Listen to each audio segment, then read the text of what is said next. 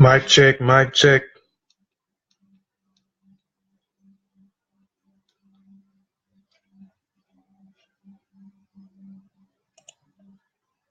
Mic check. Volume? Can y'all hear my volume out there?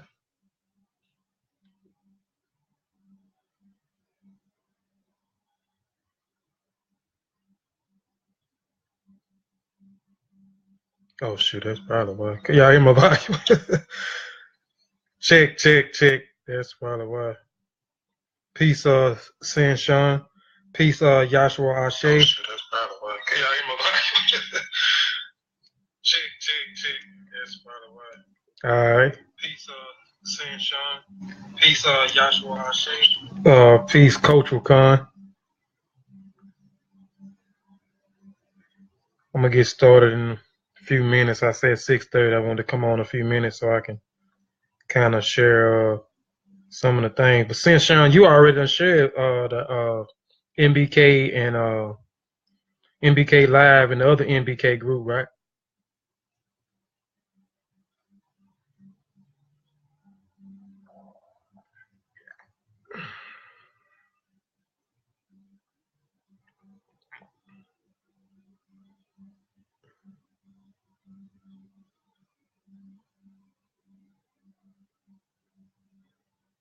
Appreciate that too. Seeing Yahshua Ashe for sharing the video. Yeah, y'all share the video to y'all page too.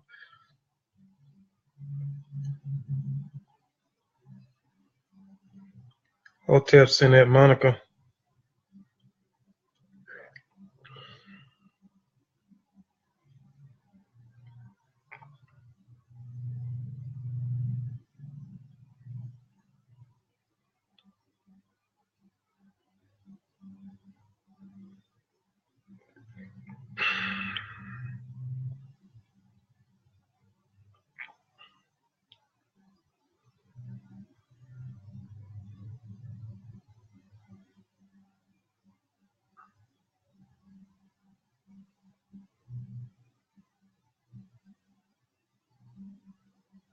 Y'all just give me a few minutes. I'm trying to invite some more people in. Just be patient with me for a second. I know people, sometimes we ain't patient. We'll pop in and it ain't got started. We'll pop right on back out. Just give me a few minutes, y'all. Invite some more people in. People in and we'll gonna jump right into it.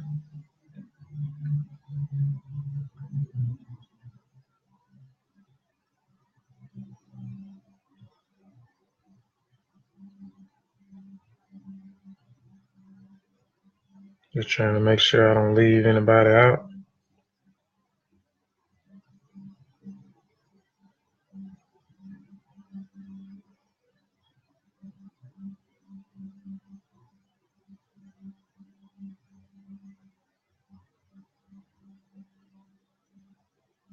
Yeah. Hope everybody's having a good day. Good day.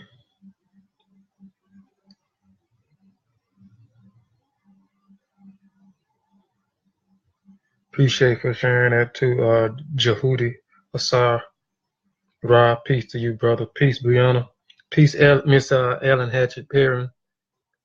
Peace, Les Fire. Hotep Sin. Peace, Kendall Anderson. Peace. Dang.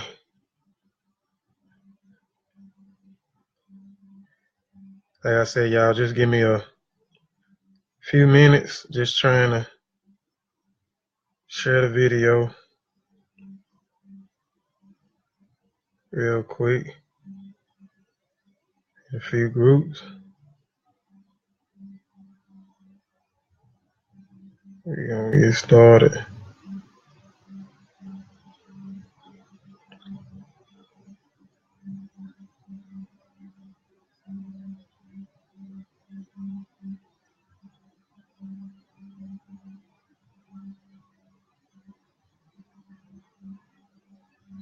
Dang, I'm in a few other groups now. Shoot, I'm cooking.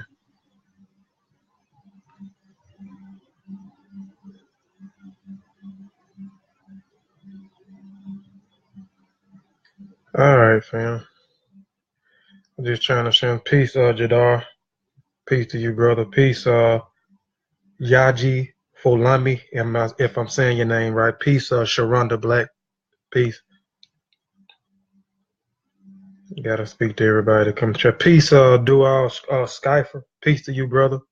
Sorry I missed you a while ago. And then, but peace to you.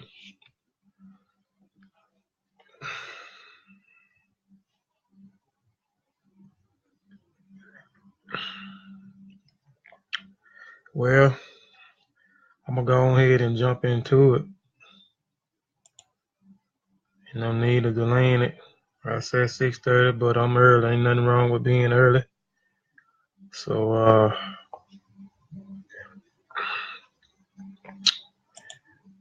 we gonna get started.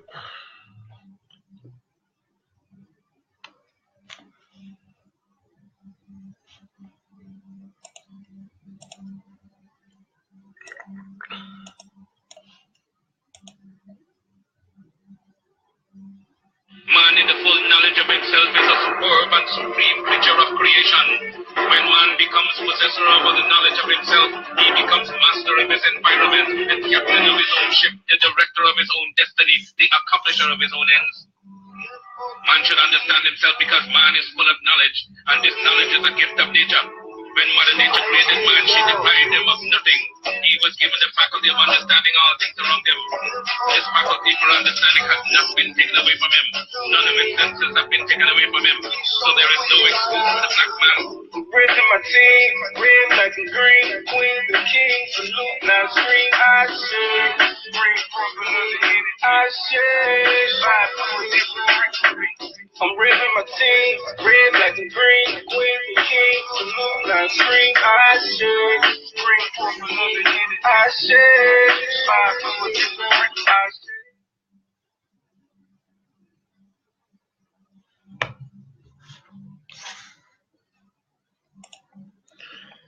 All right. Today's presentation is called The Introduction of Yoruba, Part 3. I done 2 parts already. Done Part 1 and Part 2. Actually, these were some of my first videos I did when I first started presenting PowerPoints on Facebook, which was a few months ago. So one of my very first ones was, I think, their very first 2 was the introduction of Yoruba Part 1 and the introduction of Yoruba Part 2. Peace, TJ. I didn't see you in there, but peace to you, bro. Appreciate it. But this is Part 3, the introduction of Yoruba Part 3. Before I get started, I want to say ETM Hotep, Dua Netcher, Dua U, Rini Kofi, Paisai Hekanu, Ra Kwai Sekum, Fatmo Iwa Pele, Fatmo Alafie, Majube Meagungun, Majube Iba E, Majube Iba Odemare, Majuba Iba E. Basically, I just said welcome in peace, because we always want to welcome in peace. And I said Fatmu Alafie, which also means bring forth peace. So we always want to bring forth peace into the chat, peace to the video. I also said Fatmu Iwa Pele, which means good character. So we call ourselves, again, and if we call ourselves Pan-Africanists, if we call ourselves Africans, if we call ourselves Africans descent, we know Hotep, Harold Smith, peace, Zach, peace, Taria. So we have to demonstrate good character, because we know our culture is built on good character. Iwa Pele.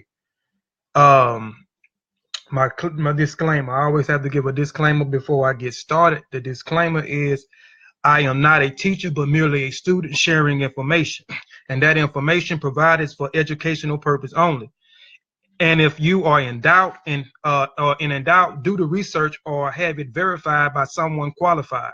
I reserve the right to change the focus of this presentation to shut down, sell, or exchange the terms of the use at my own discretion. All trademark design rights, copyrights, registers, names, mottos, logos, avatars, the sigmas, and marks used or cited by this website or the property of their respective owners. I reserve the right to add information as it comes available and or adapt changes, improve information as it comes available in the future. Inputs wanted, changes, additions, deletions are encouraged. So again, I'm not claiming to be Hotep or San Tony. I'm not claiming to be a scholar. I'm not claiming to be a master teacher. Peace, Lavelle, peace, brother. I am merely a student. I am a student sharing information. This is my saying. I always say every time I get started with these presentations, as I learn, we all learn. And again, this is a powerful statement. This is why I have to continue to make this statement. As I learn, we all learn. If we understand this statement, as I learn, we all learn, meaning that if we learn, if whatever we learn, if we share it with the family, then we can grow. We can grow, you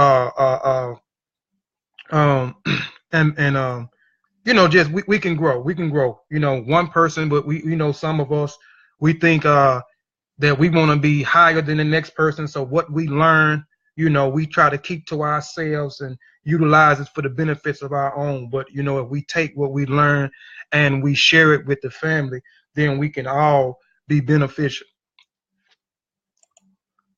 All right, this lecture is simply a PowerPoint.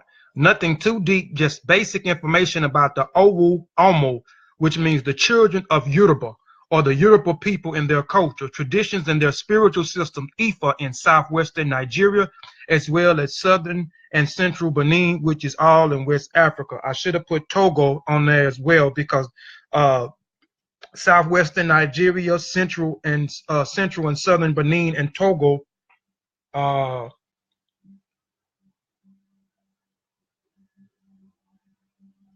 Am I still alive, family?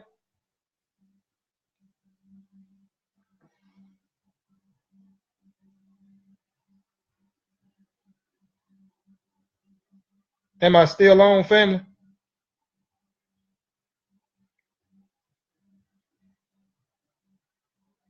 Let me know if I'm still on, y'all. My other device said the broadcast got interrupted. So let me know if I'm still on. Does that mean yes, send that Monica with all them thumbs up?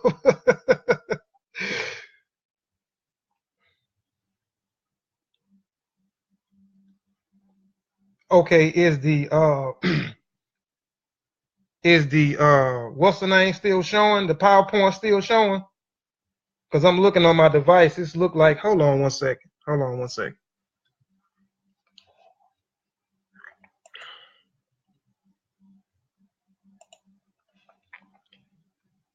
I don't know what's going on. Family can't I'm having some difficulty with on my end for as what I'm seeing. Is somebody say yes, the video, I see Sinette still with the things going, but can y'all still hear me? And is the PowerPoint still showing? Is it on I'm going through it now. Is it on Microsoft PowerPoint? Broadcast has been interrupted. Damn.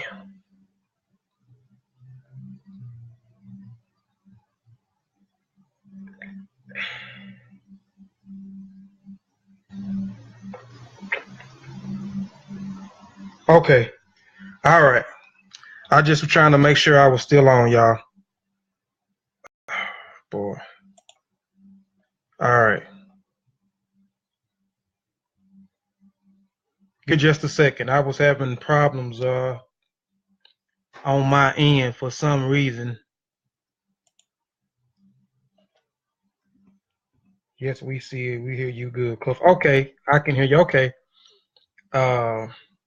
Okay. Sorry about that, y'all. I don't know what was going on, but my stuff got interrupted. But let me go back to the beginning. It says this is a lecture. It is simply a PowerPoint, nothing too deep, just basic information about the Owo Omo children of Yoruba and the Yoruba people and the culture, traditions, and their spiritual system, Ifa, in the southwestern Nigeria, as well as southern central Benin, which is also in West Africa.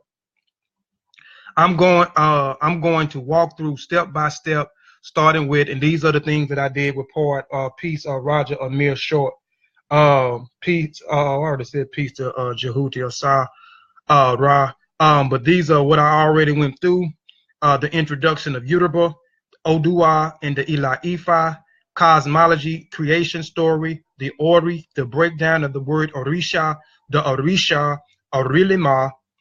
So these are what I did in part one. I did an introduction of Yoruba, Odua, and Ila Ifa, cosmology, creation story. I did, I think those was it. Then I did part two. I did the Ori, the breakdown of the word Orisha, went into the Orishas, and we talked about who is Arulima.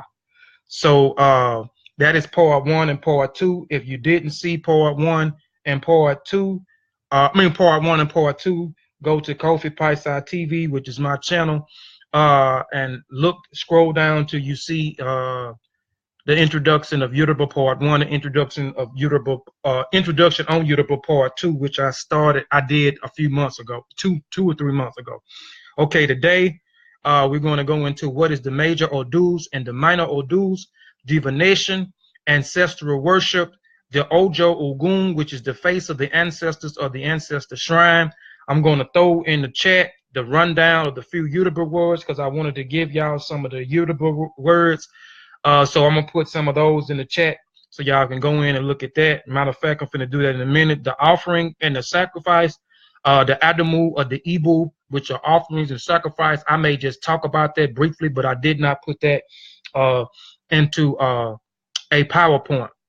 So, but we'll talk about the Ibu and the Adamu a little bit, but we're going to talk about the major Odus and the minor Odus, divination, ancestral worship or ancestor renovation, and the Oju Ogun, which is the face of the ancestors or the ancestor shrine. All right. This is a quick summary video on what I talked about in my introduction Yoruba PowerPoint presentation part one and part two.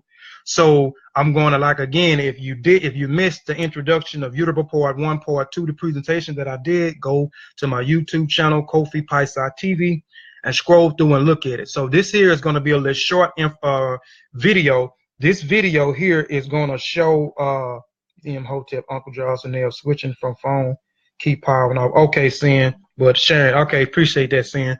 So this is just going to be a basic video, talking about what I kind of talked about in part one, part two, and some things that I'm going to talk about in this presentation, which is part three. Peace, Sister Marie.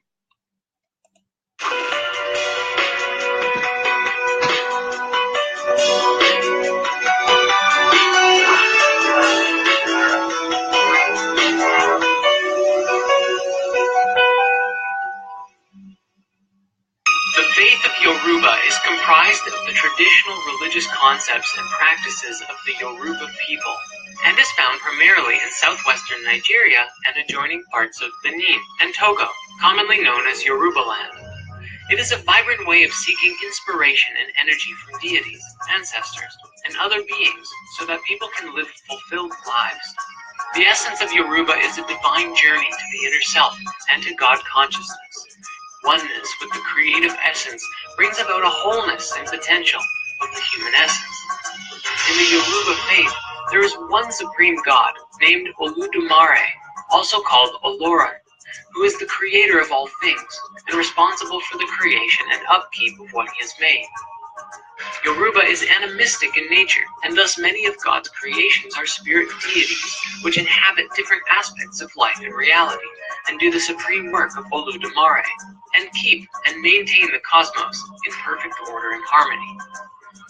Many people honor and seek the aid of one or more of the deities called Orishas, which act as holy messengers and a sacred bridge between God and mankind. A creative energy called Ashe flows through all things, and Ashe literally translates to command and authority. It also means so be it, or so it is. This is an African philosophical concept which the Yoruba conceived to make things happen and to produce change. It is given by Oludumare to everything: gods, ancestors, spirits, humans, plants, rocks, rivers, and even songs and conversations. Existence, according to Yoruba, is dependent upon it, and the person who learns how to use this essential life force through training, experience, and initiation is called an alashe. Public and private rituals, sometimes including sacrifices, are conducted to celebrate and enhance these relationships with the orishas, which are expected to benefit the devotees as well as the deities or ancestors, especially by the sharing of ashe. Sacred knowledge is conveyed through divination systems, empowering stories, traditional practices, and dramatic festivals, often involving masks and drums. During the 15th and 16th century, the Yoruba Empire experienced a fusion with Christianity because of European influence as well as the slave trade. Many individuals creatively fused their orishas with Christian saints, and Yoruba spread around the world through the slaves. The traditional Yoruba faith has many similarities with other African faiths, including the way in which it has creatively fused with other religions in the global Yoruba diaspora. It manifested as Santeria in Puerto Rico, Candomblé in Brazil, Shango in Trinidad, Voodoo in Haiti, and Lusumi in Cuba, complete with language and cultural mannerisms intact.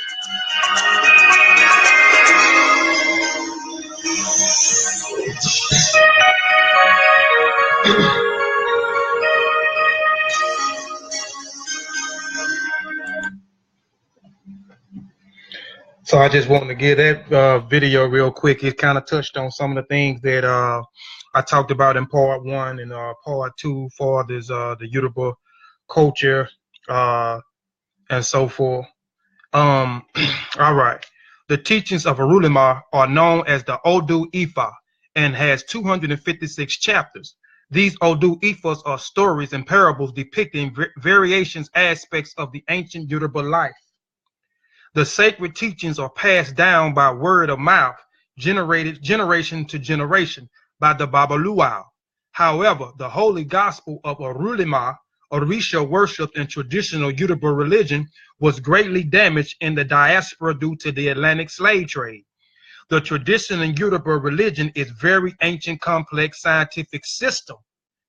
Remember that the tradition of Yoruba religion is a very ancient, complex scientific system of worship that continues to survive in the Western hemisphere as well as the Yoruba culture.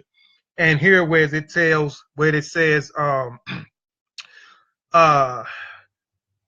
the Orisha worship and tradition of the Yoruba religion was greatly damaged in the diaspora due to the Atlantic slave trade.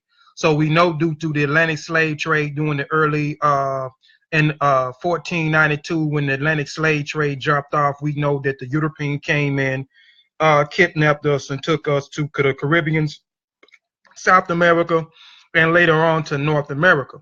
And we got introduced into their religions. And we got introduced to their religion, i.e. Christianity, we was indoctrinated to forget about our indigenous systems and gravitate toward their indigenous systems. To gravitate toward their religions. So, and we know that if we practice our own spiritual systems doing doing slavery or doing the kidnapping, that we will be burnt, hanged, and so forth. So we had to merge, in order to keep our traditions, we had to merge our indigenous spiritual systems with the new religion, i.e. Christianity. So we merged the Orishas with some of the different saints in Christianity, so that the slave master would think that we was actually practicing their religion. And through Yoruba being spread from southwestern Nigeria and spread it from southern and central Benin, as well as Togo, those three countries which makes up Yoruba land. Other spiritual systems such as Voodoo was created. And if you hadn't looked at my presentation, I can't even remember what it was. What is voodoo? Is voodoo from West Africa? Is voodoo what Hollywood and TV told us? That's on my YouTube channel as well. If you want to go check that out, a great video. Go to Kofi Paisai TV. Please subscribe and hit the bell. And anyway, and due to you're creating Wudang, you're creating Shango Baptist, you're creating Kamdambala, you're creating Lukami, and so forth. Peace, Dr. Oya. All right. The following is the table of the 256 Odu Ephos. The table is divided into two parts. The first part consists of the Ojo Odu Merin Dilongu, the 16 principal Odu Ephos. And the second part comprised of all Ifika Lika, also called Omo Odu, the joining two halves that forms the remaining 240 Odu Ephos. Ifa. So you have the Odus, which are the holy texts or the holy stories or the holy scriptures of the Yoruba people, and they're broken into two sections. You have the 16 major Odus, and you have the 240 Odus. Odus. Excuse me. Give me 1 second, y'all.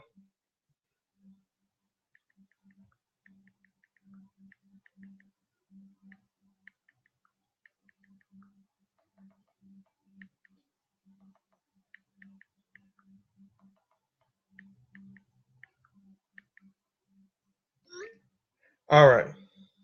Sorry about that. I had to respond to that text real quick. But again, as I was stating, you have the Odus. The Odus, and we're going to get briefly more into the Odus, but you have the 16 major Odus, Ephos, and you have the 240 Odus Ephos. They're broke up into two sections. I didn't put all of them on here.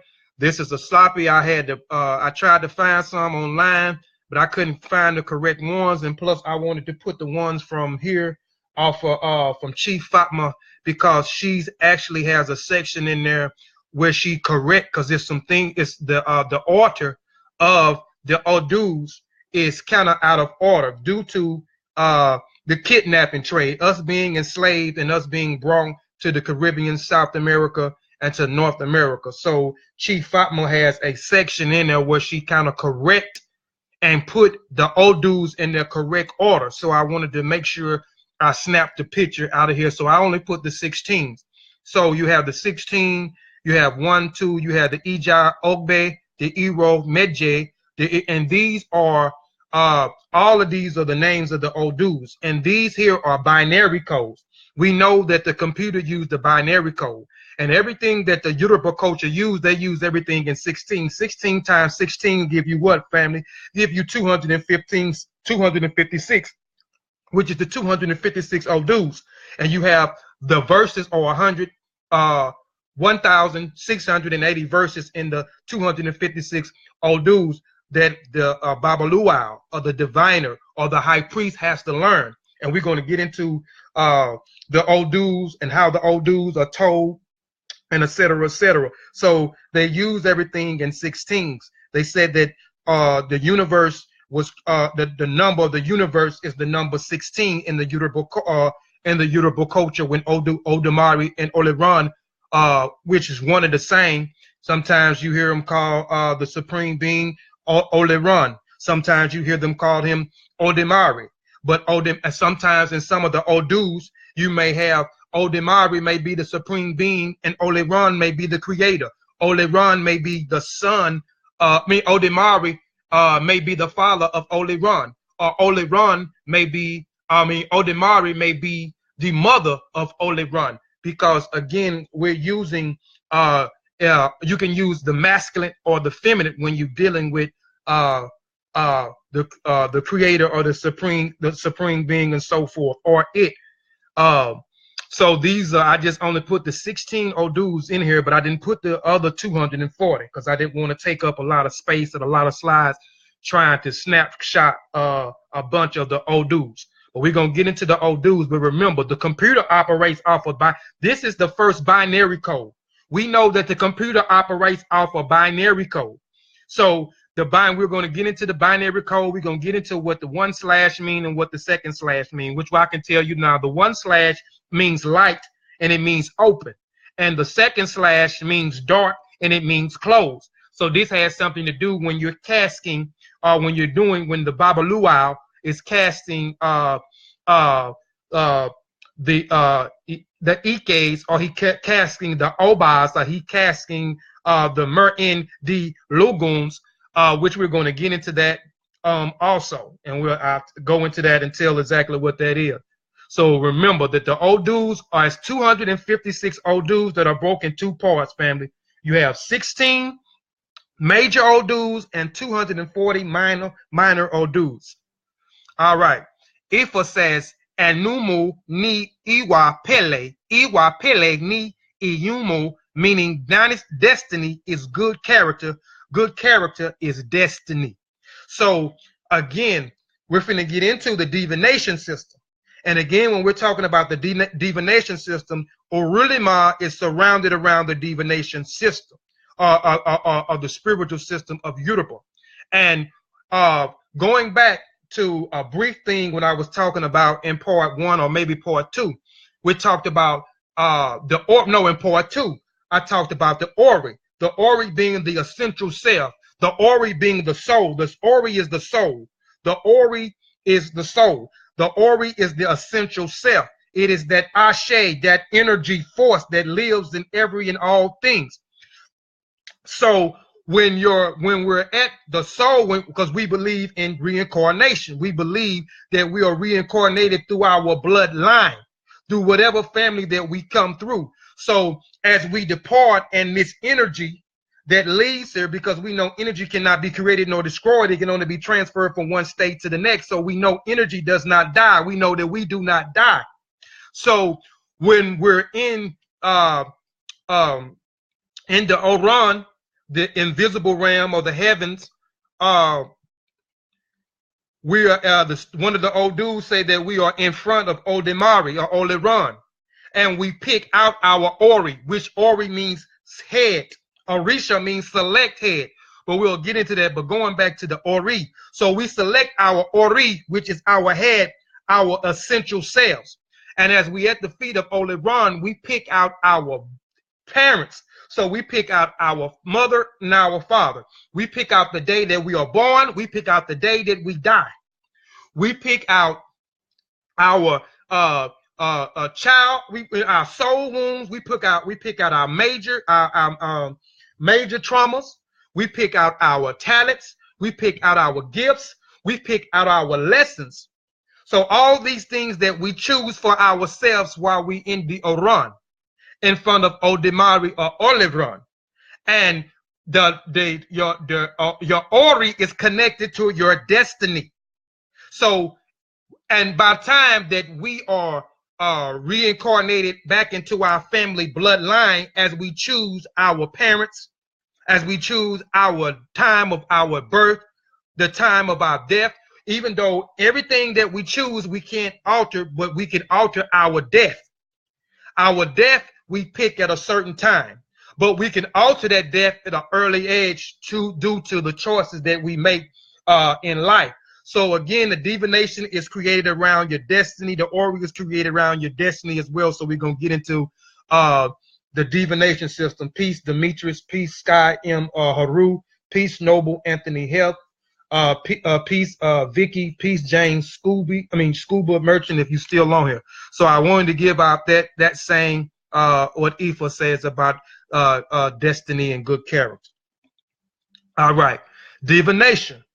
The history of Ifa divination among the Yoruba can be said to be as old as the people themselves. The Yoruba believes that Ifa, otherwise known as Orulima, was one of the 400 divinities who came from Oran, which is the heavens. And in part 2, I talk and I go in depth about who is Orulima. And he has everything to do with the divination system that the Baba Luau or the high priest or the diviner does. All right. The Aya, which is the earth, Odemari, the supreme being, had charged each one of the divinities with a particular function to be performed on earth. Oduduwa records that Oshu, and I talked about Oduduwa in part 1. So if you hadn't looked at part 1 or part 2 with an introduction on Yoruba, go to Kofi Paisai TV, subscribe, hit the like bell, scroll down through the videos till you find part 1 and part 2. Oduduwa records that Oshu, one of the Yoruba divinities, was the universal police and keeper of the Ashe divine power, which Oshu was the keeper of the Ashe, which is, I know we say Ashe at the end of which means so it be or let it be done, but Ashe also means power, the divine power that is in all things, or in the every and all things, including the Orisha, because the Orishas are created. I mean, the Orishas are in every and all things, because again, the Orisha are nothing but the same things, are nothing but characteristics, the forces of natures, and the forces in the cosmos. So so he is the keeper of the Ashe. He is also the Eshu is also the messenger of the Orishas. He also is the carrier of the offerings to the Orishas. He is also the keeper of the crossroads. One of the One of the Yoruba divinities was the universal police keeper of the Ashe power with which Odunimar created the universe and maintained its physical laws. Ifa was put in charge of divination because of his great wisdom. And when we say Ifa, I'm also talking about Orulima. So Orulima was put in charge of the divination because of his great wisdom, which he acquired as a result of his presence in Odemari, creating the universe. Odemari therefore knew all the hidden secrets of the universe. This is why his praise name is Akur E Finas Sobon, the small one whose mind is full of wisdom. Ifa divination as a whole, as the Yoruba race itself, its origins perhaps far back in history, to be exact. So when we're talking about Orulima, it's talking about Orulima was there when Odemari, the supreme being, created the universe. And one of the Odus, because there's so many different Odus, and sometimes the Odus can get confusing, and I'm trying to study them all and learn them all as well. And even to be a Babaluau, you will have to learn these Odus. And there's 256 Odus, 1,680 verses. Even though the Babalawos do not learn all 1,680 verses in the Odus, but they learn as much as they can as possible. Orulima is the one that knows all, because one of the Odus goes back when stating to one of the Odus, it talks about Orulima. It talks about Orulima coming to earth to make earth inhabitable. And by him coming to earth to make the earth inhabitable for human beings to exist here, he brought on the 401 Orulimos. Hold on one second, family.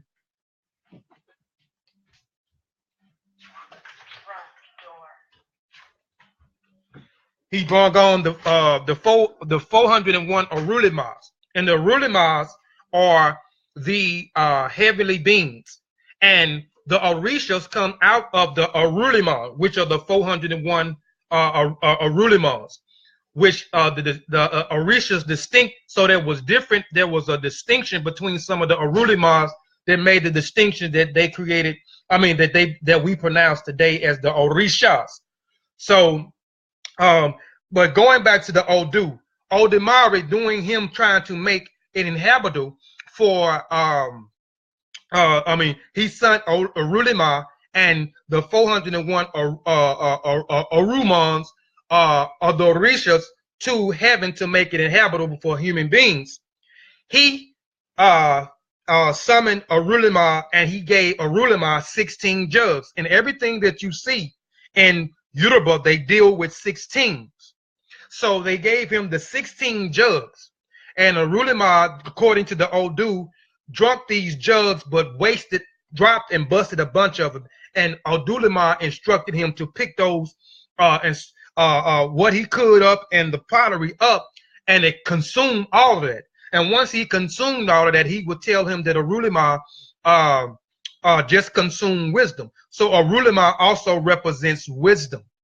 He can also be considered a prophet. He is also the mediator between Odemari and he is the mediator between Odemari. So when we use the divination system, it is Arulimari that is the one that is revealing the answers that the Baba Luau is giving during the divination system. Divination implements difference at each level of the priesthood, yet that all implements may be applied for revelations and acquired to the divining board, and or the opele, which is the, hold on, let me go back to the divinities. The high priest utilized the Incas, which is the palm nuts of the Inca Ifa, the Opun Ifa, which is the divination board, and the opele, which is the divination chain. The Olarisha, which is the priest or the priestess, utilized the Mer-Indi Longun, which is the 16 Kori shells. The Aberishas, which is also priest and priestess, begins with the Obe, Obe Abada, which is the cola shells, or the cola shells separated into fours, the Obe Abata, for the fundamental practice of divination. However, Obe or Obe Abata are also used by all levels of the priestly altar. So we're going to go into some of the things dealing with the divination. So I told you that divination, the Baba Luau. Baba Luau means father of the mystery or father of the secrets.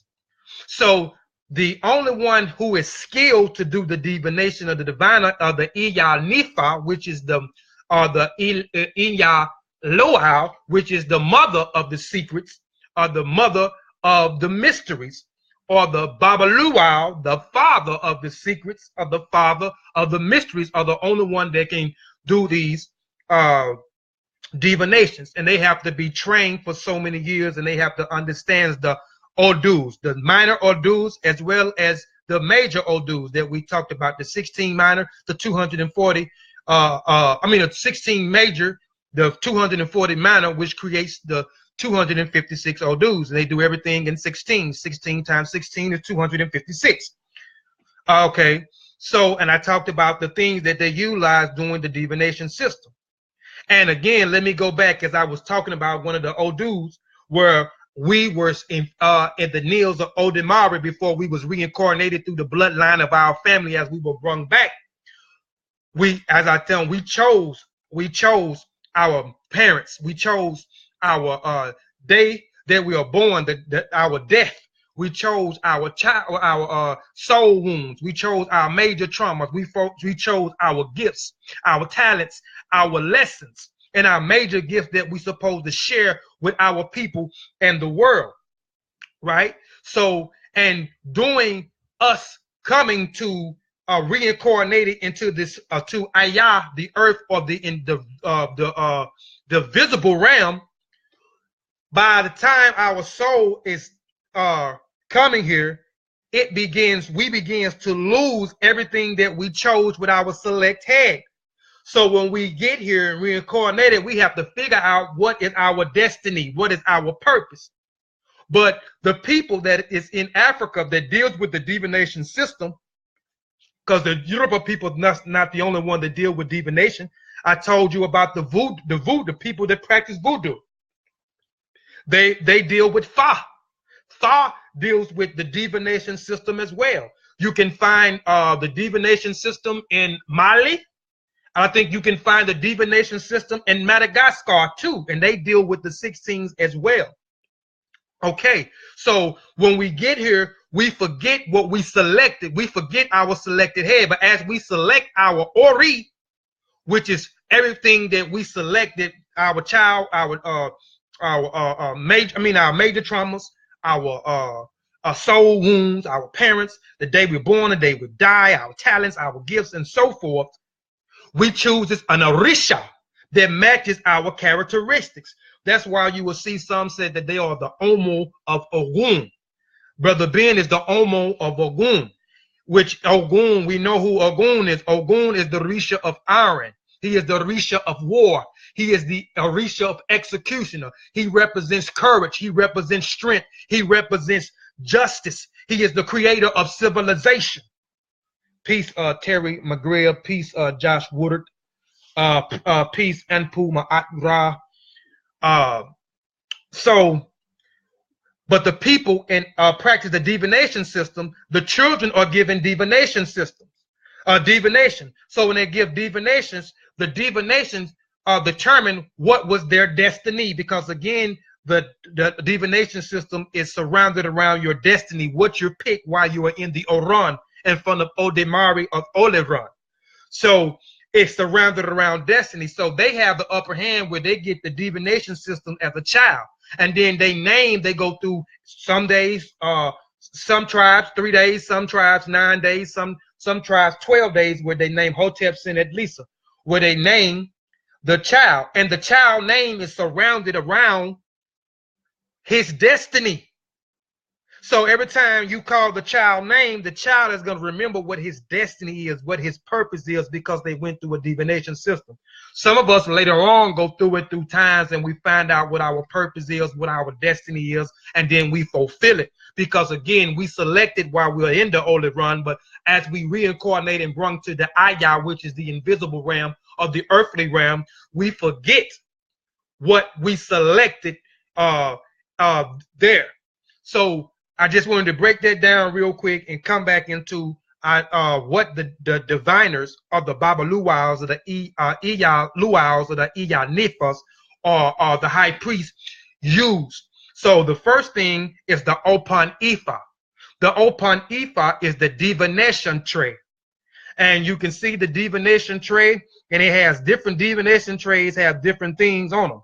And all the divination trays have Ishu. Ishu is one of the Orishas. And Ishu, which I just described, Ishu is the keeper of the crossroads. Ishu is the messengers of the Orishas. Ishu is the carrier of the offerings to the Orishas. He is the holder of the Ashe, which the Ashe is the power of the Orishas, of the power that is innate in every and all, exist in every and all things. So, and Ishu, I will give you another Odu.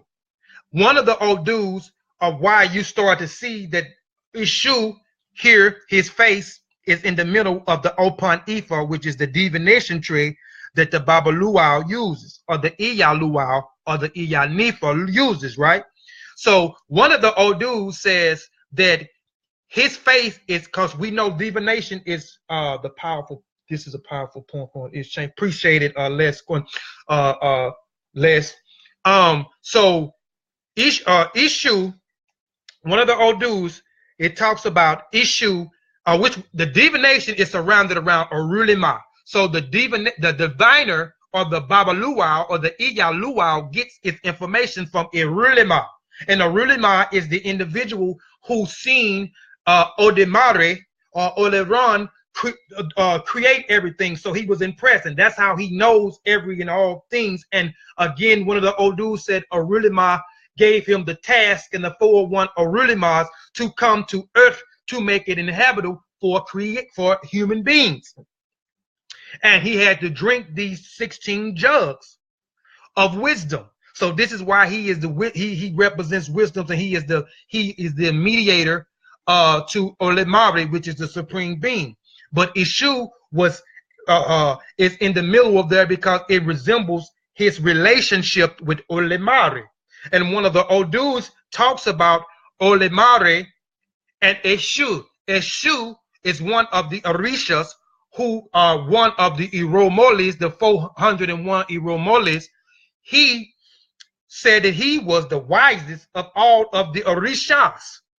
So he went and tested all of the Orishas to prove that he was wiser than all of the Orishas. This was Ishu, according to the Odu. So according to the Odu, right, he begins to, he tests everyone. Everyone failed. He demonstrated that he was the wisest out of all of them, but he didn't test Orulima. So he, according to the Odu, he put Orulima to the test. Peace, John Nix. So he put Orulima to the test, right? So he put Orulima to the test, and he went, this is what he did. According to the Odu, Oshu went and bought a monkey. He came to Orulima home and told Orulima that he was going on a trip for 7 days, and he asked, could Orulima keep his donkey? But this was a test to prove that he was the wisest, because remember, Oshu did a test with all the Orishas, and he proved that he was the wisest. All of them failed, right? So Orulima was the last one, according to the Odu. So Orulima told him he would keep the monkey. He asked Oshu to tie the monkey to the tree. So Oshu leaves, according to the Odu. Right, Odu is the text, right? So he goes in and he consorts the oracle. He does the divination, right? So he does the divination to see what Oshu is up to. So it comes back that he has to, Rulima has to do a offering, I mean. So the offering was, he had to take bananas, 16 bananas, and do it with the offering, but he had to go deep into the forest to do it. So as Rulima left and goes into the forest to do his offering and with the 16 bananas, I mean, I said donuts. I think I said, I mean bananas. So as he does the offering with the 16 bananas, they do everything in 16s, right? So as he does this, he comes back after he gives the offering, right? And the monkey is gone. So guess who shows up, according to the Odu? Eshu shows up. Eshu shows up and said that he decided not to go. Alafie, Christopher Winters. Alafie eBay. So he got furious after Orulima told him that the monkey was gone. So Orulima got furious and he began to cry. But according to the Odu, it takes 7 days in order for the tears of Orulima to hit the ground. Not Orulima, but Oshu to hit the ground. So Orulima knew if the tears hit the ground, that he wouldn't have peace outside his house or inside his house. So Orulima went back in doing a divination, consulted the oracle, and told him to go back to where he did the offering was. This is the whole reason why he did the divination in the beginning, and the oracle told him to go do the offering with the bananas, because he knew Oshu was going to come back and the monkey was going to be gone. So when he went back to the forest, as the oracle said during the divination, that monkey was there. So he brought the monkey back before the tears, actually Oshu tears dropped. So this mesmerized Oshu, and from that day forward, anything that Oshu wanted, anything that Orulima wanted, Oshu was there in support. And this is established the relationship of their friendship, Oshu and Orulima. And from that day forward, Oshu's face was submerged in the middle of the Opan Ifa. The Opan Ifa, which is the divination tray, which is his face is here. So you will see that. So I just kind of try to give you a little bit of why some of these things, and you will see like these certain things. You may have the crop, you may have the snake, you may have the rat, you may have the bird, and so forth on here. And I may talk about the bird being on the Opan Ifa tray later on, which is another Odu in Yoruba. But the divination tray are carved in wood and are basically in two shapes. Often they are either circular or rectangular. So you may see some of the Opan Ifa, which is the divination tray, may be circular or may be square. Sometimes they are carved with both shapes. It is on the divination tray that Iroshun which is the divination powder, which we'll show in a minute. It's spreaded to get the results of each cast. The edge of the tray is designed with intertract zoomorphism and geometrical carved shapes and patterns. These are the zoomorphisms I talked about: the snake, the rat, the lizard, and so forth that you may see on the divination tray. And I may talk a little bit about those because those are stories that are also in there as well as in the Odus. Okay, here is the Yusan, the divination powder. So you see the divination tray and you see the powder. And these are the powders and these are the marks. As I showed you a while ago, we showed you the marks of what these. This here is one of the Odus, the very first Odu, which they're cast 8 times. 1, 2, 3, 4, 5, 6. 1, 2, 3, 4, 5. 2, 4, 6, 8, which is 8. They're cast 8 times. So you will see these marks, binary codes. Remember, these are the first binary codes.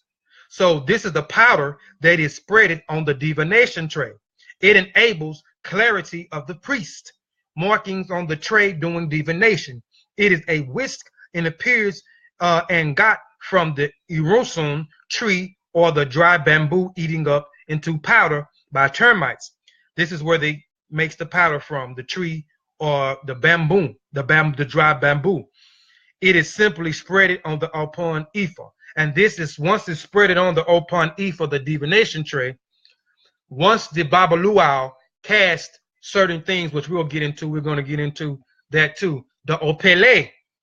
So you have the opele, you have the divination tray, and you have what they use the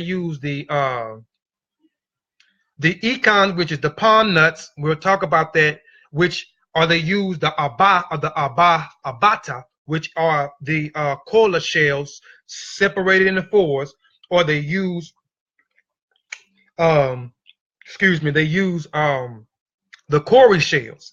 And this here is a short way to do the divination. This is the opele, which is the divination chain right here. 4 half nuts of the opele fruit are attached to each half of the chain. 1, 2, 3, 4, 1, 2, 3, 4. On both right and left side. Each of these half nuts have a smooth surface and a rough side. So you see the rough side and you see the open side. And again, when we utilize the econs, the coconuts, we'll probably talk about the coconuts, which is the akban, which the Cori shells are incorporated, which we utilize those in North America because we don't have Cori shells here. Peace, Latanya Smith.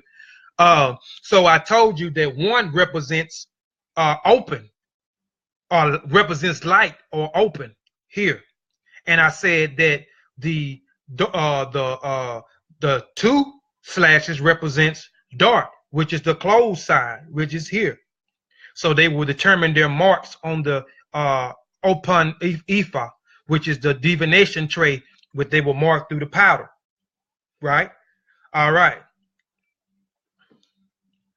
The open ephah bag. So this is the ephah bag that the high priest, the priestess will use, the Babaluaus or the Iyanifas or the Iyaluau will use here. This is where they will put the opele in here. This is where the divination chain is stored. It is a part of the diviner outfit. It can be made from a variety of material such as leather and cloth. This here is the Iroke Ife. This is what the Iroke Ife is, the divination tapper. And this is used to summon Orulima. So the Babaluau or the Iyaluau or the Iyanifa or the diviner would use this tapper to summon Orulima, and they will also use this to invoke the ancestor diviners, those that used to be diviner that has passed and went on into transition into the Igungun to witness the proceeds. So this is what the Iruki Ife is, a diviner tapper, carved wooden or ivory object used to invoke Ifa while performing divination. The Ifa priests strike the divination tray repeatedly with the Iroke to call Ifa, which is Orulima, present to the session, as I just spoke about. Ife, which is the palm nuts. And these are the palm nuts that they would use to cast, the Babaluau would cast onto the divination tray to get one of the 256 odus. Ife consists of 16 palm nuts. Again, they use everything in 16s. From Ope Ife palm tree. Each fruit of this palm tree has 4 eyelids on its thick bottom side. These palm nuts are kept in Arje Ife, which is, we'll get into that. The Arjia Ife is the Ife bowl. In a lot of the Ife bowls, you will see a woman depicted with her breast exposed and a bowl on top of her head and maybe carrying a woman. So this is the Arjige Ife, which is the Ife bowl, which is the palm nuts are holding in. And again, most of the Ife bowls or the Ijire Ife, you will see a kneeling woman with her breast exposed and a child. She's carrying a child. This is the container where the palm nuts used for divinations are kept. There are many forms that can be carved in the Arjire Ife, ranging from animals to abstracted forms. It is usually about 15 to 30 centimeters high. Peace, Brother Allen. All right, these are the cowrie shells, the 16 cowrie shells that they would use during the divination, which are called the Mer-en-di Lugun. The Mer-di-in Lugun from the Yoruba Mer-en-Ligun 16, which is the last Odu of the minor Odus. Remember, you have 256 Odus. You have 16 major Odus, and you have 240 minor Odus, equal to 256 Odus. And again, they use everything in 16. 16 times 16 is 256.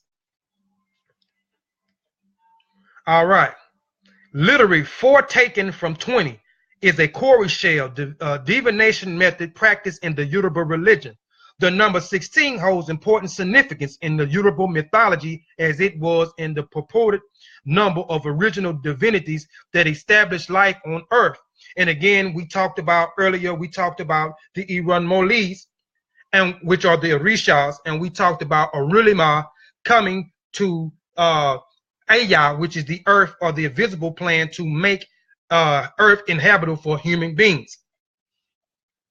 The shells are thrown at the number of shells that falls with the open face up and associated with a certain Odu. This system, the divination, is used when consulting the Orishas.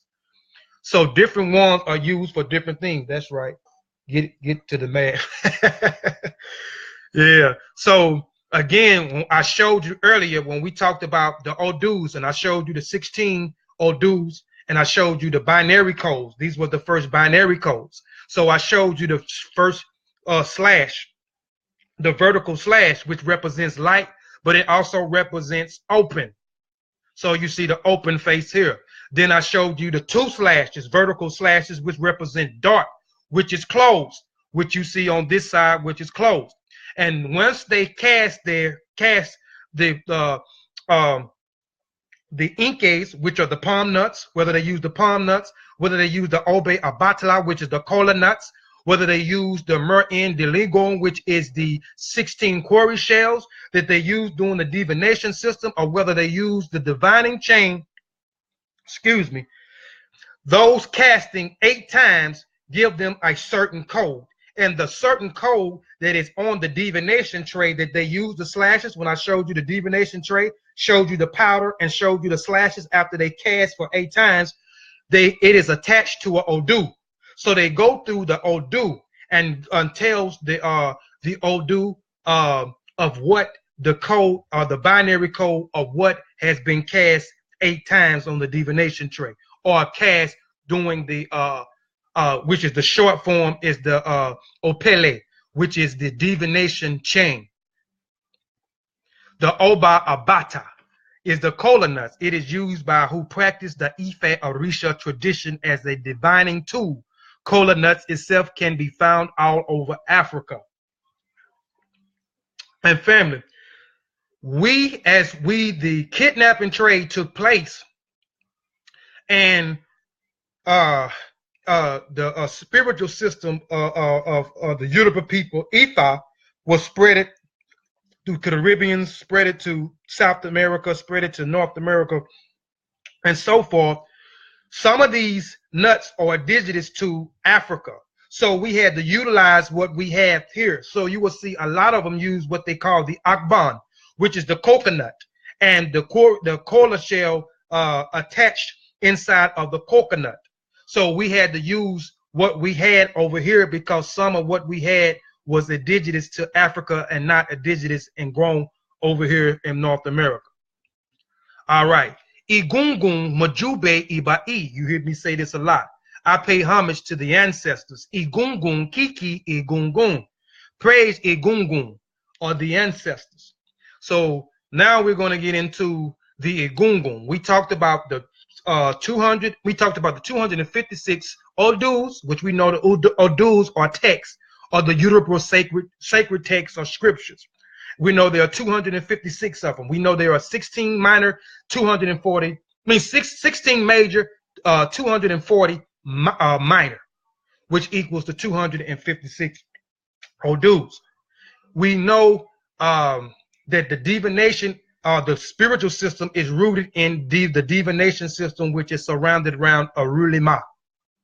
We know now that only the Babaluau, which Babaluau means the father of the mystery, or the father of the secret, or Iya Aluau, which is the mother of the secrets, or mothers of the mysteries.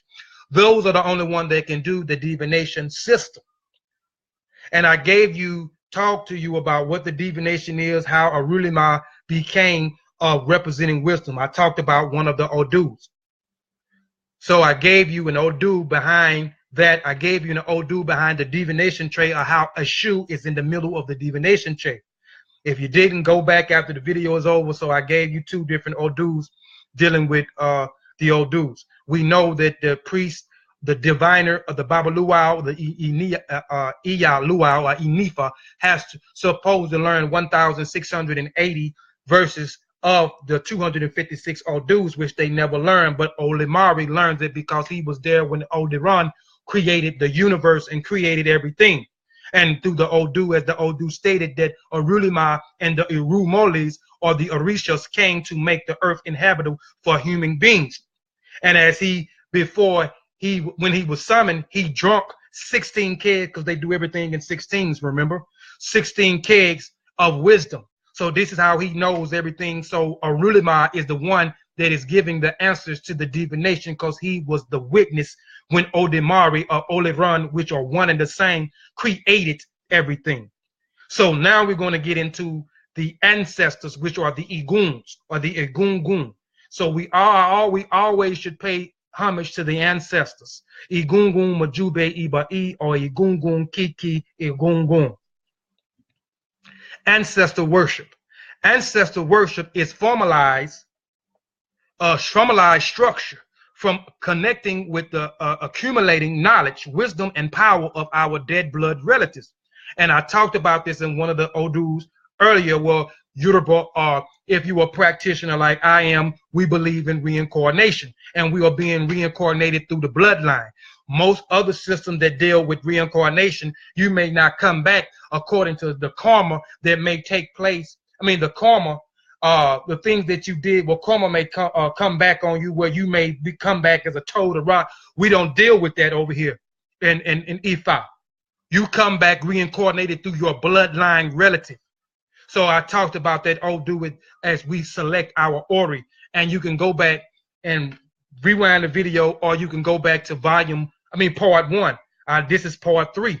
So if you hadn't seen part 1, part 2, go back to my channel, Kofi Paisai TV, subscribe, hit the like button, scroll through the video so you find the introduction on Yoruba part 1, the introduction to Yoruba part 2. But going on forward, Ifa understands that the energy and the essence of us all cannot be created nor destroyed. And I talked about that earlier. We know science says that energy cannot be created nor destroyed. It can only be transferred from one state to the next. So I told you about us selecting our Ori, which is our head, which is our essential self, which is the soul, which is this energy that innates in everything that we call the Ashe. The energy, wisdom of the deceased blood relative. Ifa understands that energy and the essence of us all cannot be created nor destroyed. The energy of wisdom in our deceased blood relatives is uniquely connected with the availability to us. It is not simply RNA or DNA that links us to the past. It is a road of energy and the power that is available to those of us who know and practice the rituals. This is from the way of the Orishas, the empowerment of your life through the ancient African religions of Ifa, preferenced by I can't even hardly read that, by Philip John Newark. So this guy here studied up under one of the Babaluaus in Nigeria. Ifas worldwide can be thought of as a spiritual representation of Einstein theory of relativity. Our belief in and the practice of ancestral worship bridges the time gap that Einstein believed must exist between the past, present, and the future. And we knew, according to one of the Odus, that Arulima, once he drunk those 16 kegs before him and the Arulimos or the Orishas came to make Oya, which is the earth inhabitable for human beings, when he drunk those kegs, he drunk wisdom. So he can see the past, present, and future. So this is why when you go get a divination system, Arulima can tell your past, your present, and your future through the binary codes that the Orishas give that is connected to the 256 Odus. In Ifa, we understand that the invisible world and our deceased ancestors combine with visible world of nature and human culture to form a single organic truth. Through rituals, we bridge the relationship between the past and the present, and in the process improve the future. The ritual process of the ancestral worships can provide us with profound, qualifiable changes of our everyday life. Now I'm going to go through a quick video just explaining about ancestral worship, ancestral veneration a little bit further by this Babalua out here. Short video. Alafia. And today I'm going to talk about Egungun, our ancestors. As I mentioned in the previous video, that our ancestors are very important in our Ifa tradition, our Ifa culture. Very, very, very important. Because as I've mentioned before, our ancestors are our angels. We have a connection, definite connection. Your great-grandmama, your great-grandfather, your dad, or your mom that passed away, those are your angels. You shouldn't just bury them and forget about them. Their spirit, you should keep it alive. We're taught that their spirit, especially if they were good to you and they took good care of you, you know that when you invoke their spirit and you tell them what's wrong, you know they're going to go quickly and they're going to tend to your needs. That's what we're taught in our Yoruba tradition. You know, we don't put our ancestors away on the side and bury them and forget about them. No, their spirits still live on with us. We ask them to intervene in our daily affairs and assist us. Very important. We build shrines to our ancestors. On the ancestral shrine, you will have the pictures of those who have passed. And when you put the picture in your ancestral shrine, do not put pictures with other family members that are still alive. Just that individual that has deceased. And normally, to be considered ancestors, you have to be over a certain age. You know, you cannot be considered someone passed away 6-7 years of age and be considered an ancestor. You have to be a grown-up, or at least an adult age. Ancestors, they handle many things for us in a very quick way that people really don't understand. But anyway, we set our shrine. We'll put the pictures. We'll put down fruits. Sometimes we'll put down their favorite meal, the favorite food that they may like. We'll put a glass of water. We'll put some OT, as we call it, gin, or what any kind of alcohol beverage they may have liked. You know, we will sometimes even put a candle. It's not necessary, but sometimes we'll put a light just to give them some light. We'll put flowers. And basically, it's a focal point where you can feel the essence of that ancestor, their spirit, where you can have mystic sweet communion with that ancestor. Sometimes I've had people, even after they have set their ancestral shrine up, and they propitiate whichever ancestors they're propitiating, they may even have dreams from that ancestors, assisting them on that particular subject that they wanted to get done. Seeking help with their business, whatever it is that you're trying to do, you can invoke your ancestors and ask them to help you. In Odu Ifa, Uturu Kumeji, it speaks about Uyepulu, who was having so much problems in his life.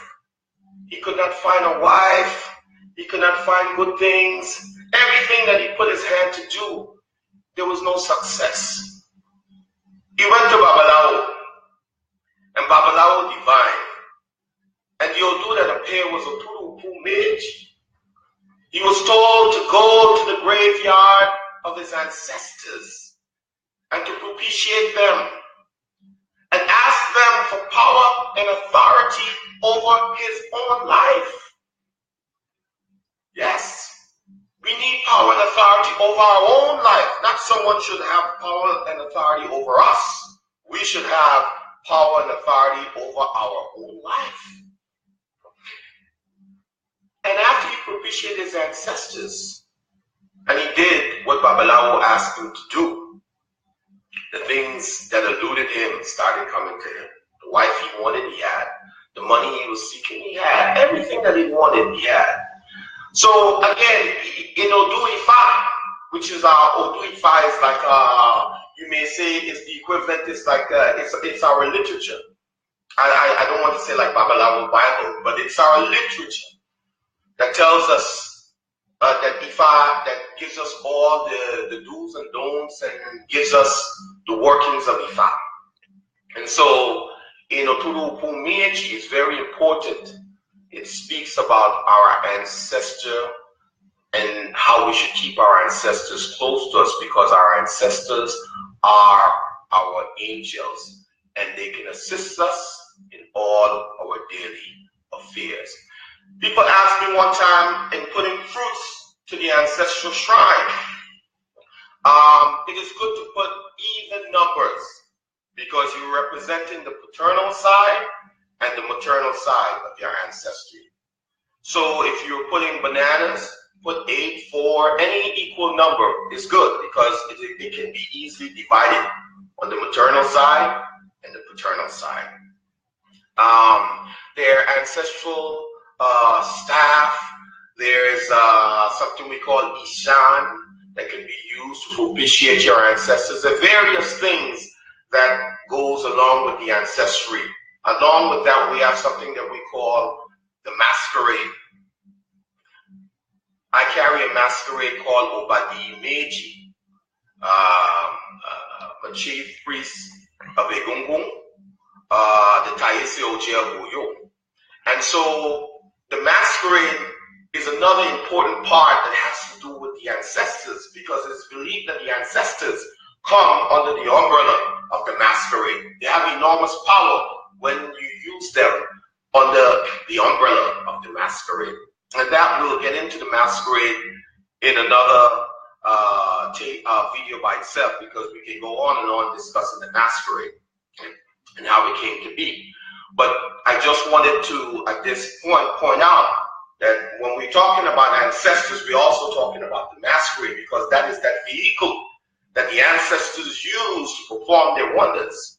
And we will get into that as we go. So the masquerade that I have for my family that I carry is called Obadimeji. Obadimeji, that's 2 kings. And so that is our family masquerade. I just wanted to give you a quick overview on the ancestors, and any questions you may have, I'll be glad to address them on the next video. Thank you for listening.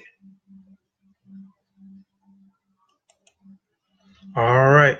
I just wanted y'all to hear the Baba Luau kind of explain some stuff that I was talking about ancestor worship, ancestor veneration. So here, the Egungun is a collective representation of the ancestors. We often call the ancestors by the name Egungun, which is Yoruba, in the Yoruba language means bones. It also means, Egungun also means skeleton. It also means the body of, or the body of. As we walk upon the earth, our feet presses against the bones of our ancestors, whose shoulder we stand. Like most indigenous cultures of the world, Africans believe that those who go before us make us what we are. And again, I say this all the time, we wouldn't be nothing without our ancestors. We wouldn't be nothing without those who came before us. When we walk on the earth, when we walk on the earth, we literally stand on the shoulders of those whose bodies have been committed to the soil, the water, and the wind.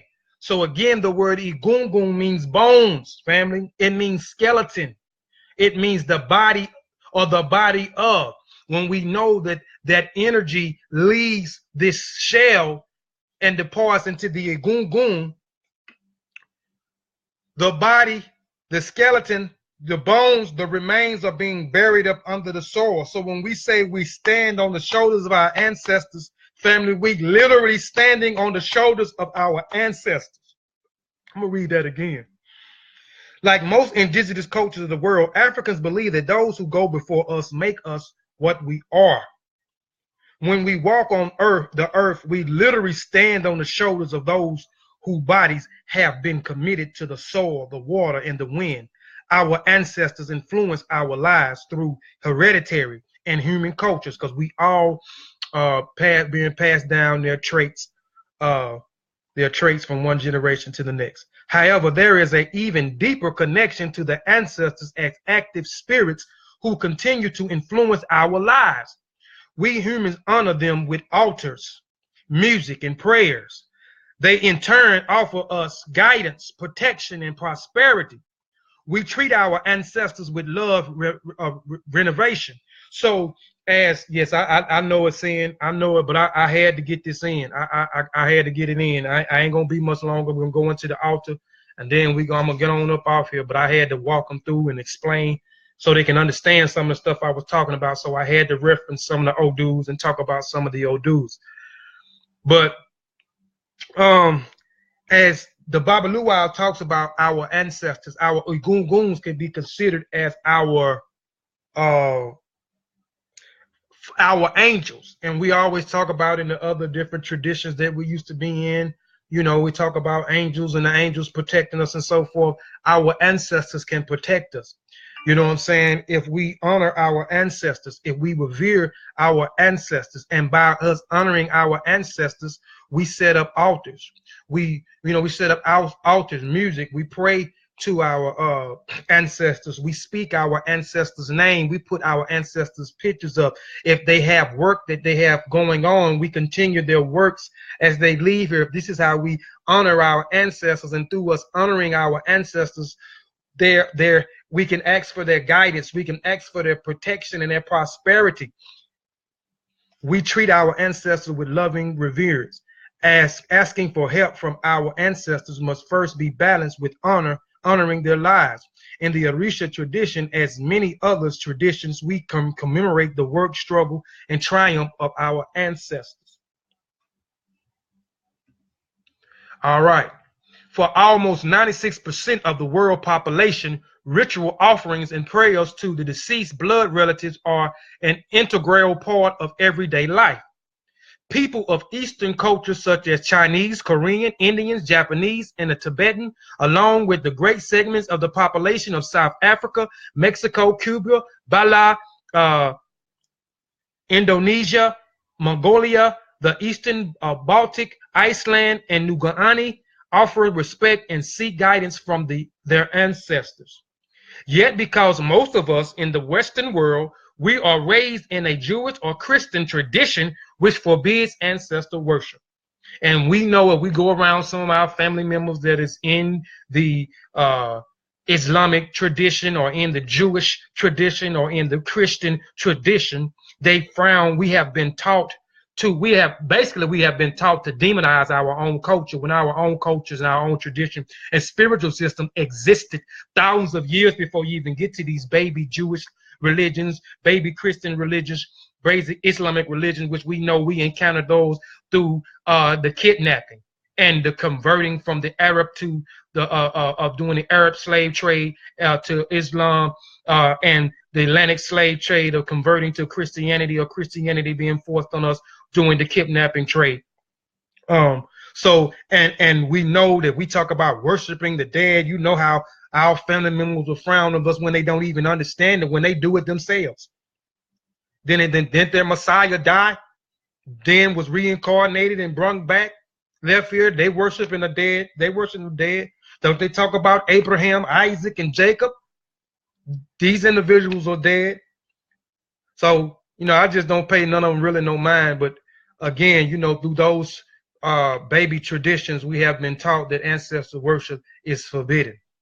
But if you can see all abroad across the world, this is what every culture revered their ancestors. They never forgot about their ancestors. They revered their ancestors. They called upon their ancestors. They never forget their ancestors. They asked their ancestors for protection. They asked their ancestors for prosperity. And by them doing certain things that they do the rituals, to please their ancestors, to reward them with prosperity or protection or whatever you may offer, whatever you may ask the ancestors for.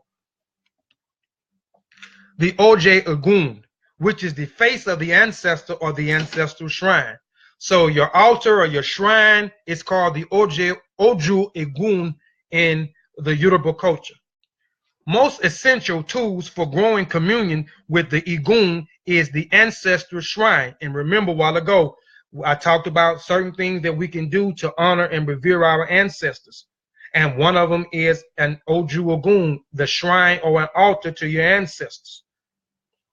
The Oju Ogun, literally the face of the ancestors in Yoruba. In Orisha, the Oju Ogun is vital to all spiritual journeys.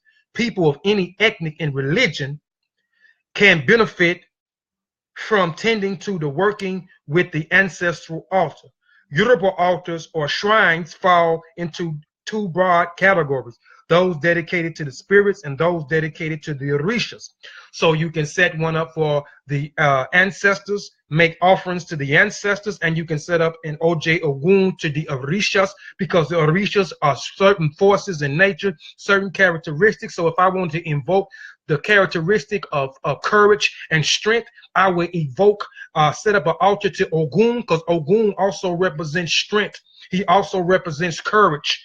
So I would set up, if I was going through some type of endeavor and I needed that courage and I needed that strength to go through what I would do, I would evoke Ogun and I will offer something to Ogun. And it's certain things that I couldn't go through at this time because the presentation would have been too long, and I could have showed you certain things that what you offer to the certain Orishas and what you can offer to some of the ancestors. And we know food is one of them.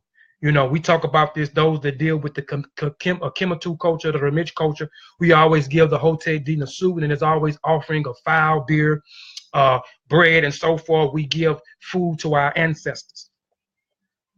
This could be considered an offering.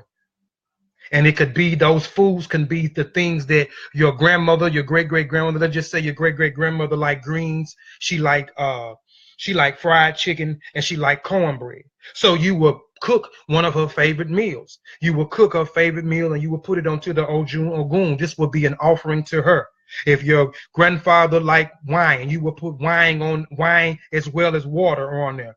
You know, he likes smoking cigars. You will put cigars on it. They offer, yes, also money. You can also ask the ancestors for money as well.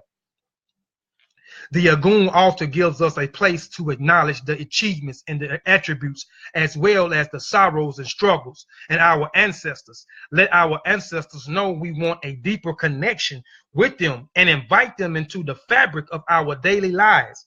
The shrine creates a focal point in the material realm where our daily lives. The shrine creates a focal point in the material realm where our spirit can gather to witness our prayers and rituals in their honor. It provides a means of harmonizing their energies with ours. It is a gesture of our love and respect that they say to our spirit, we want you here. We value your presence, and so we have to put aside a special place devoted to you. Setting up an altar. Setting up an Egun altar or an Oju Egun. You will want to reserve a place for an altar in a comfortable room in your room where you can sit with the spirits whenever and however you want. At different times, you can set up an Egun shrine in the living room, the dining room, near where you write, in the kitchen, and even in the bathroom. Now, I don't know if I put this on here, but you can't, according to the Baba Luaus or the Iya Luaus or the Iya Nifas, that the Oju Ogun, which is the altar or the Egun altar or our ancestral shrine, you don't want to set up an Oju Ogun in your bedroom, because we know where the action go down there. And I think I put it on here. So I think I did. If I did, I'll go back and explain it. Some people don't want others to see their shrines and keep them out of sight behind closed doors or in a locked cabinet. You have that choice. You can have them in the open, or you can have them closed off. But if you have them in the open, I prefer that you let people know that come visit your home and the kids, this is a sacred place, and do not touch your altar or your Oju Ogun, because actually once you activate the altar, this is where this energy, which is your ancestors, lives at. So this is where they live at, so you don't want to contaminate it, or dishonor it in any kind of way. So you let them know.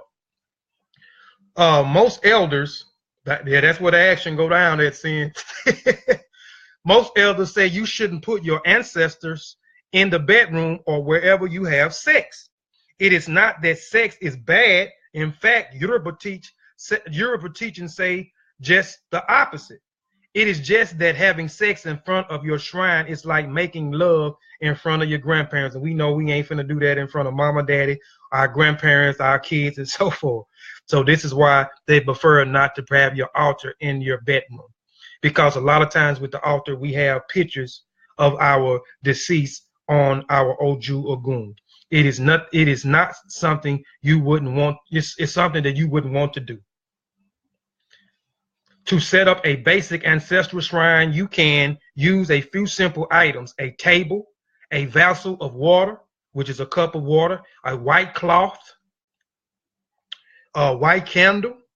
Most altars should also include the names and photographs of your dead family members, but these are optional, including them only if they are available to you in reverence to your spiritual needs. So if you don't have any of your ancestors' pictures, you could put their names on a bag, on a piece of paper, so you can write down every deceased member, blood relative, ancestor. You can write it down if you don't have their pictures, and you can put that on there.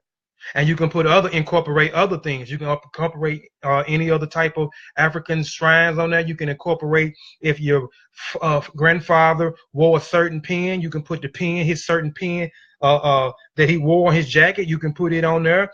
You can decorate it how you want it. But the essentials of making an altar is water, is a white candle, a white cloth, a wooden table, pictures, and if you don't have pictures, you can substitute the pictures with names, family. You can use a table in any shape and size or anything with a flat surface, such as a flat surface, such as self, burial top, or even a footstool. Make sure that the altar tables or platforms is clean, cleared of all other objects and stable. And stable. All right, we about done, family. All right, so we talked about the altar and we talked about using a flat surface, specifically wood. Whatever the altar is made out of wood. So here is one that you can have without it being on a flat surface on a wood. You can have it on the floor, but we're gonna go into that because here it doesn't have the burial and it doesn't have the 9 marks. But we're gonna get into that. I'm gonna let this brother here speak in a second. Oshu Shango speak. But alternated, you can keep Oju Ogun on the bare floor, adjacent to the wall or corner. You can keep it adjacent, closer to the wall, or you can keep it in the corner. I prefer if you do it, keep it in the corner.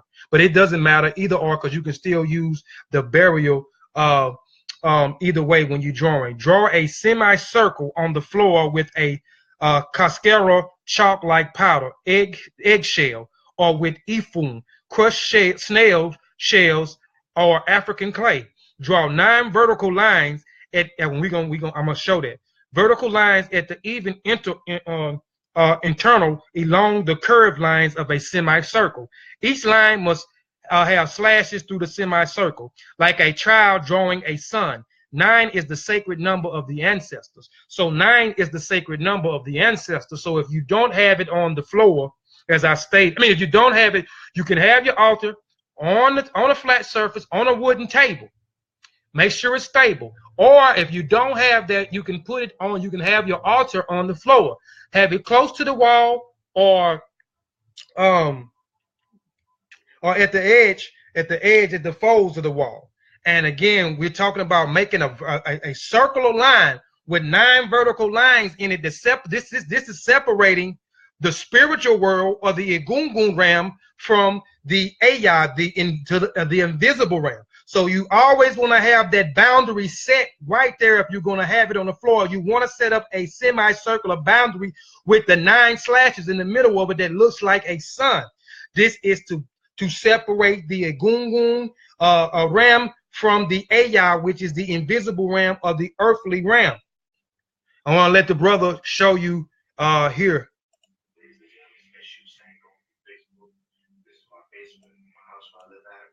This is one of my temples that I call, this is my Manasseh, that I call Monty, Congo. This is where, my echoes and my Apollo echoes at.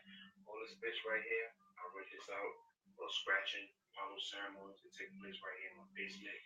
So I'm just advertising this right here for those who may be interested. It's for $250. I'm going to talk about echoes, because I promised a lot of people that I will show people how to set up an ancestral altar, right? Now, the first thing we'll do, remember, this is Ifun, crushed snail shells, or African clay. Right? What you would do is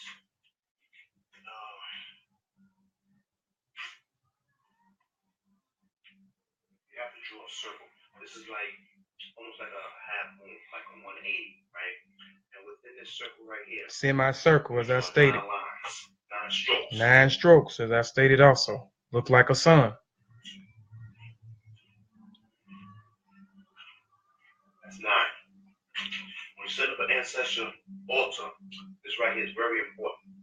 What this is, right, this is a line that protects you, right? Now, what I'm going to do is, these right here is some of my ancestors right here, right? So, this is my great aunt right here. This is my grandmother. This is my great grandmother.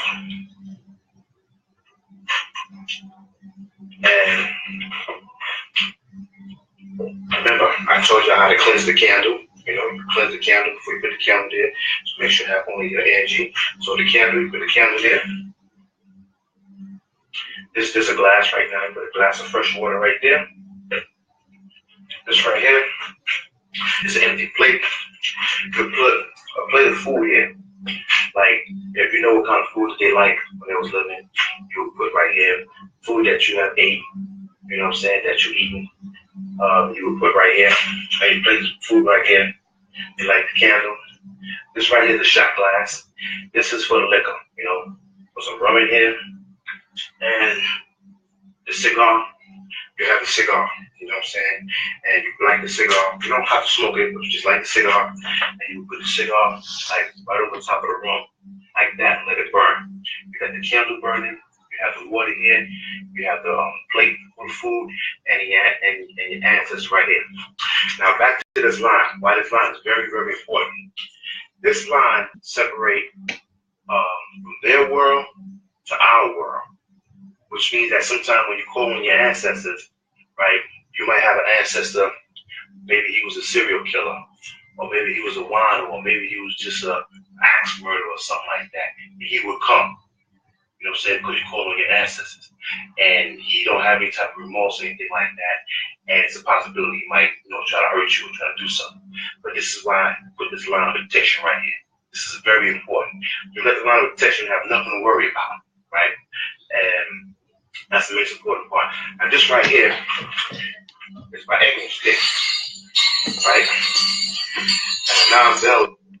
All right, I ain't gonna play the whole video, which it was about over with, but I just wanted to explain what I was talking about in the slide over here with the semicircle and the 9 slashes that look like a sun.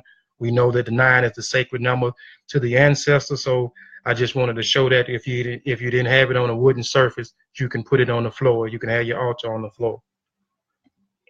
All right, please go subscribe to Kofi Paisai TV YouTube channel. If you had subscribed, family, please go subscribe. If you mess with me, please go subscribe, support me, go subscribe to the channel. It's like I'm always begging. I know it sounds like I'm always begging. I just want the support.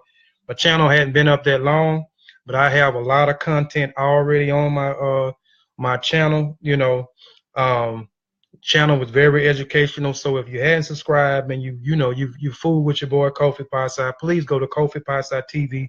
Especially if you enjoy the videos, the presentations that I've done.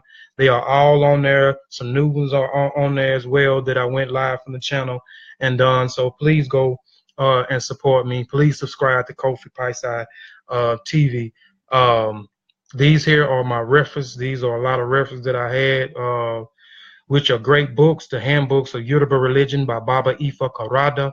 The Way of the Risha, Empowerment of Your Life Through the Ancestors, African Religions of Ifa, preference by Alufebe Igbe, by Philip John Newmark, Finding the Souls in the Path of the Risha by Toad Marina Corrine, The West African Spiritual System, Path of the Priest by Baba Ikule Karada, which is a student of Baba Ifa Karada, Fundamentals of the Yoruba Religion, or Worship by Chief Fatma. These are some articles here that I got here. Thank you, sis, for putting it in there. So they ain't got no excuses. So if you hadn't subscribed, please click the link by Sinette Lisa at the bottom so you could go and subscribe to the channel. Please. So these are these are the 4 articles that I use. You can go on where I talked about the core shells, I went into about the divination and so forth. And so forth.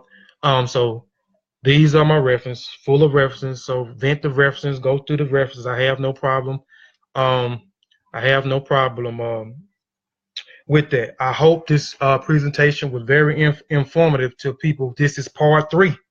So if you hadn't seen part 1, part 2, please go back to Kofi Paisai TV, scroll through the videos, click on Introduction on Yoruba Part 1, and then go to Introduction Yoruba Part 2, and before the night over, Introduction Part 3 that I did today will be on the channel as well. It was a lot of information. I know it was kind of long, but I just wanted to kind of break things down, and then I also wanted to tie a lot of the Odus into what I was talking about, to give y'all some clarity up on some things so y'all wouldn't be confused on a lot of things. So on that note, I want to say Shemim Hotep, Dua Abet, which means go in peace. Thank you very much, family. So I appreciate y'all tuning in. you know what I'm saying, taking the time out to look at the video. Hope y'all appreciate the video because it took a lot of time to present the video. Had over 30 some slides, but I had to get it in to give y'all an understanding. So now you have part 1, part 2, part 3. So if you don't understand Ifa in the Yoruba people, I walk and give you a breakdown of the Ifa Ifa spiritual system in the Yoruba people.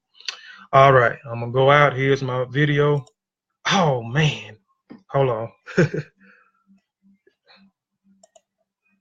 Man in the full knowledge of himself is a superb and supreme creature of creation. When man becomes possessor of the knowledge of himself, he becomes master of his environment, the captain of his own ship, the director of his own destiny, the accomplisher of his own ends. Man should understand himself because man is full of knowledge, and this knowledge is a gift of nature. When Mother Nature created man, she deprived him of nothing. He was given the faculty of understanding all things around him. This faculty for understanding has not been taken away from him. None of his senses have been taken away from him. So there is no excuse for the black man. Bridging my team, red, black, and green, queens and kings, salute, now scream, I should, spring from below the head, I should, vibe to a different frequency. I'm ripping my team, red, black, and green, queens and kings, salute, now scream, I should, spring from below the head, I should, vibe to a different frequency.